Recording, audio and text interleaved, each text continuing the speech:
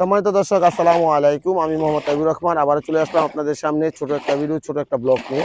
তবে আজকের এই ব্লগ ভিডিওতে থাকছে যে জালি পানির যে ধান করা হয়, যে ধানটা হলো আপনারা অতি সহজে যেটা বুঝবেন যে এখানে কোনো হাল চাষ করতে হয় না, কোনো জৈব সার ইউজ করতে হয় না, কোনো কীটনাশক ইউজ করতে হয় না।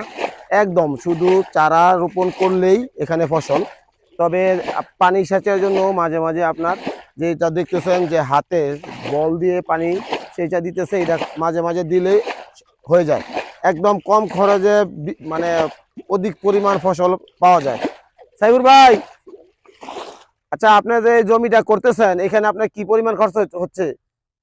এটা খরচ নাই, নিজের এই লাগায় নিজের এই চাষবাস লার্বির কোবাই গালিয়া করছি।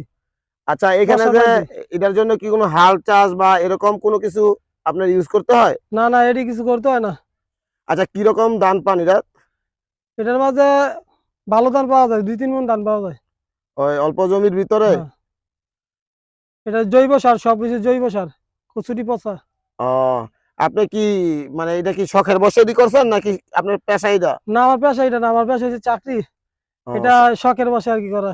আহ, আচ্ছা যাক, আপনাকে অসংখ্য ধন্যবাদ। ঠিক আছে, ভালো থাকবেন। আচ্ছা, আসসালামু আলাইকুম। আপনারা ভালো থাকবেন।